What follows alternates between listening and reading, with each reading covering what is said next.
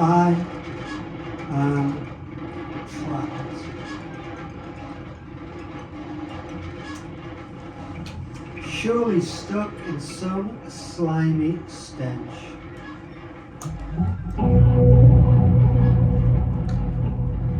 May the 28th,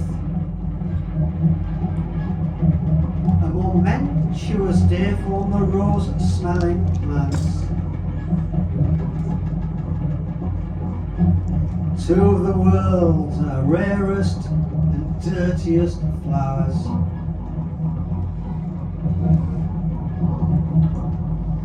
Aristolochia goldiana and Titan aero.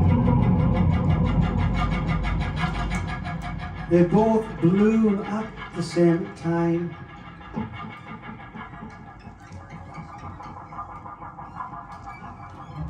If you are an unlucky soul and happen to be in the area at the time, you will catch a vile, infectious blast of the foul Titan air.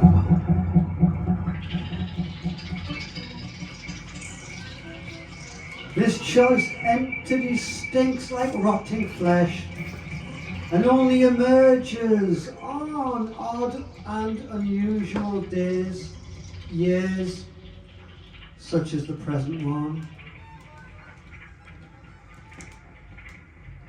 Unlike other plants, this plant only takes one form every cycle, sprouting out either a single gothic-y poish leaf or whorishly blooming with hundreds of borderlay like dirty flowers. Once this absolute disease of a bloom flourishes, it emits a signature smell for 48 dead rat stench hours. It begins to close up and slowly decay over the following weeks. The decay is a horrible, harming, dystopian affair. I know this because I myself was unlucky in the month of May once and suffered desperate weeks whence the soul of the corpse flower entity snaked its way all adamant Evish into my life. I became obsessed with the corpse flowers. Both corpse flowers got proper caught up in my obsessing. Were we all to live unhappily ever after?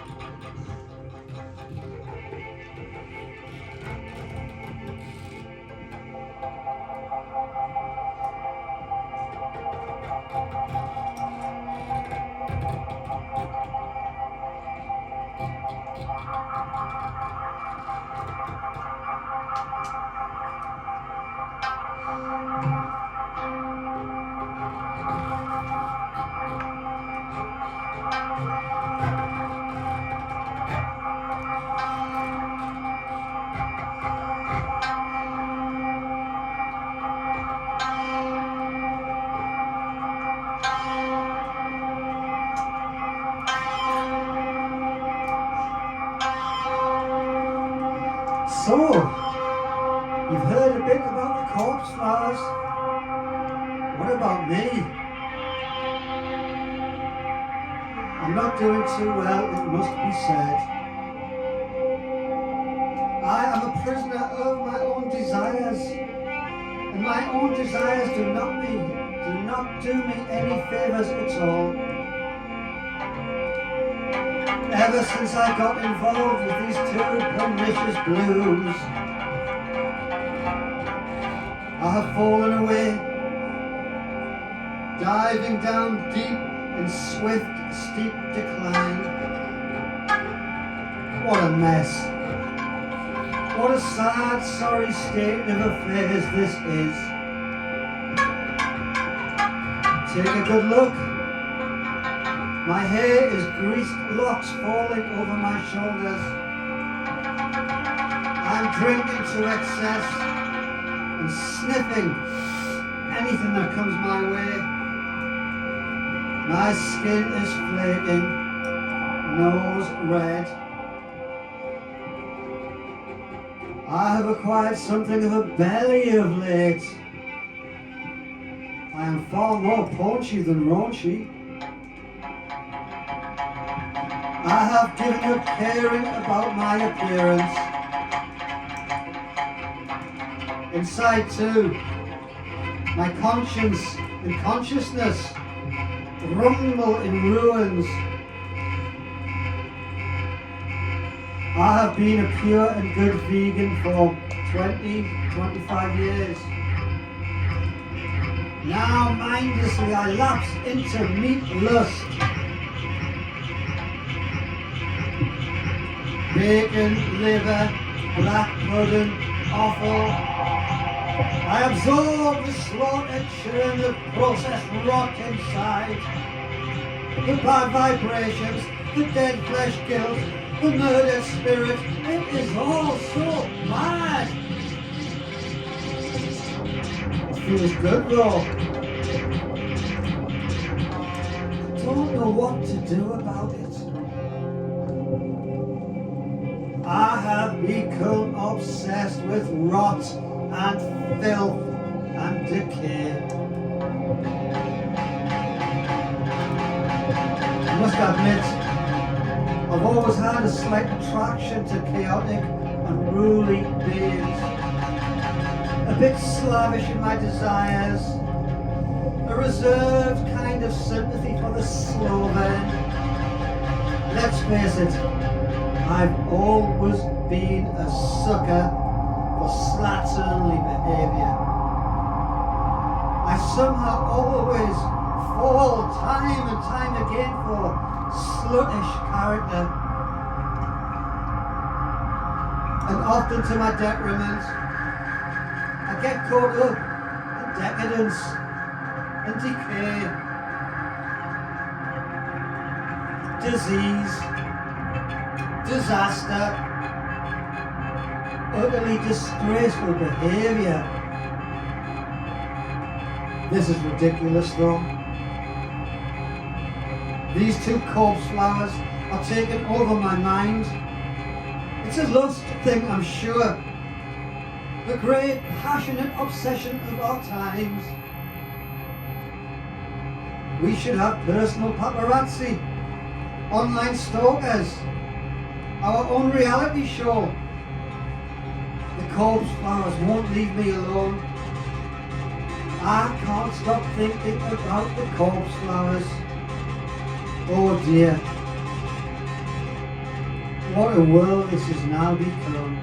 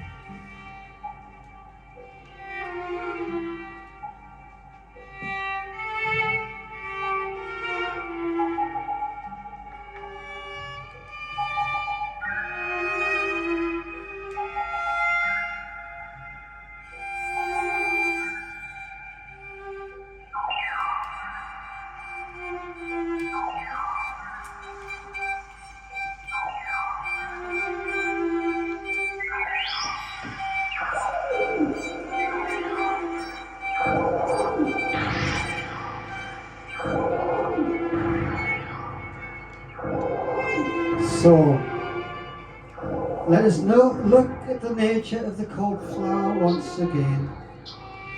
Let us examine this beast more closely.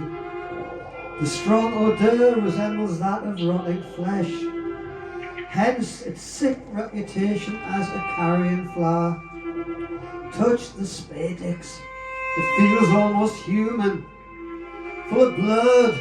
Feel your hands pulse at its heartbeat. Its unpleasantness is fueled with nutrients, succulence stolen from the roots of tetrastigma vines. They undergo thermogenesis. They produce their own heat.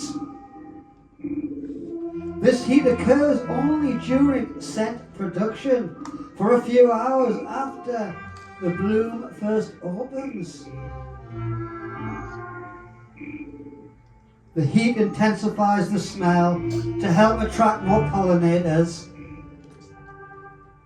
And here we are now, us three.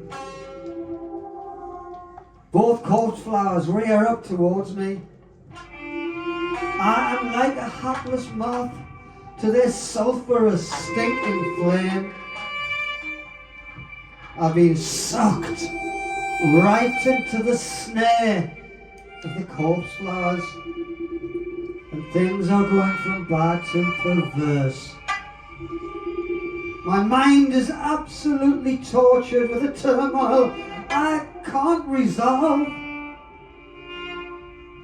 There seems no way out of this torment, no escape from this ugly travail.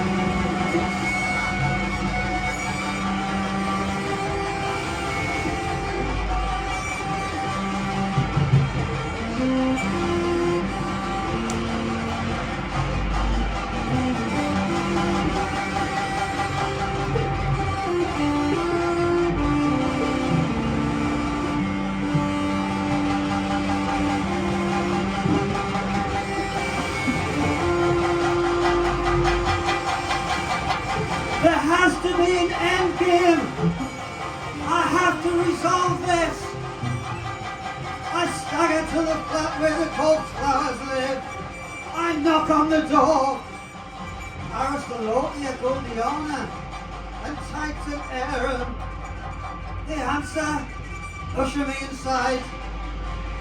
I'm all nerves. Out of my depth. I drink too much. I talk too much. I am absolutely feeling too much. Too much. I black out. I come to. And what I realise is Goldiana's bed. The room absolutely stinks.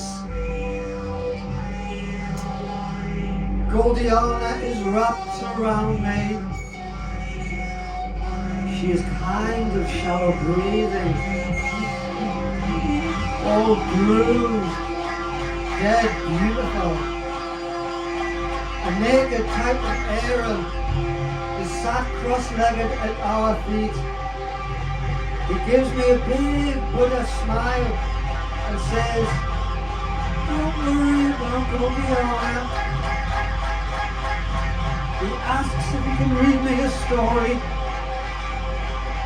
For want of a more affirmative response to this dire situation, I suddenly know it. What I would really like is painkillers and a decent exit strategy. I'm hurting and trapped. Titan is sweating and liberated. Gordiana could be dying. The smell is growing. Titan era begins to tell me his tale.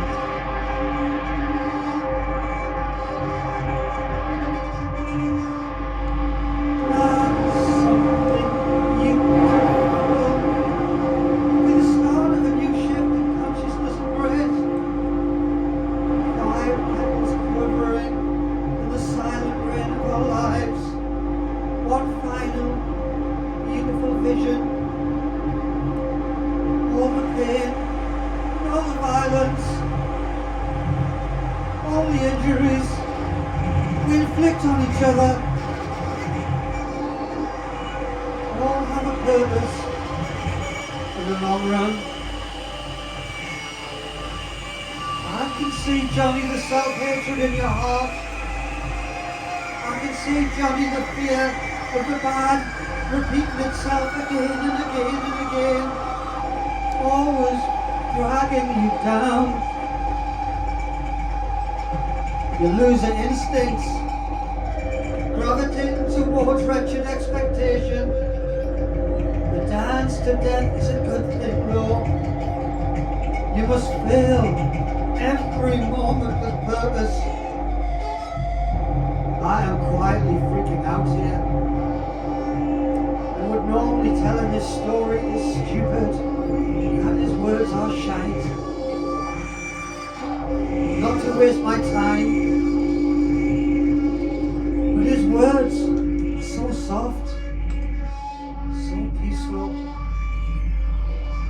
so full of quiet joy, and suffused with radiant light. Feel all my pain vanish. I just want to drink up this wordplay and carry it within me. Look, Titan says, Gordiana, stop breathing. Gordiana is death wrapped around you. She has died for you. I freeze up in horror. Gordiana is your corpse flower. Having the faith and trust in Gordiana to let her become the other. Having trust and faith to regain your own balance, to find the beauty and the soul in the very thing once more, to make your breath her breath, and make her breath all our breath. Titan inch forward, puts his hand on my head. I am shaking now. I am shaking now, I am shaking now, I am shaking now, I am shaking, I am shaking, I am shaking, I am shaking, shaking. He leans in and kisses me full on the mouth. He bids me to do the same thing to Gordiana. I kiss the vile, stinking corpse of her mouth as long as I can manage. I'm rewarded for my faith. I see countless blooms elevating out of Gordiana. She has become one living, sprawling bird. I feel her hard breath on my neck, gentle and more affirmative. And I know that everything is going to be alright. And this era of cynicism will soon be over. I have started the process of purging my obsession with the corpse flowers, and I may live to love again.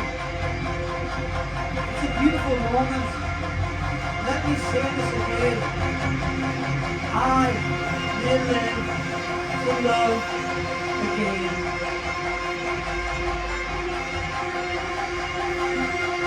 They threw me out in the blinding sunlight. I don't care. My mind is suddenly clear, my heart is at ease. Here is my end game in motion. A new road stretches away in front of me. And I hope a less toxic glance in my view as I go. Halls of daisies and sunlit meadows. Lakeside pines on the clear moonlight on the shores of mystery. All the birds in all the valleys sing out. I am climbing the mountain once more. May the 29th, a momentous day, sure enough. I have vision. I have spirit. I am love. I am free. Sing that once more. I am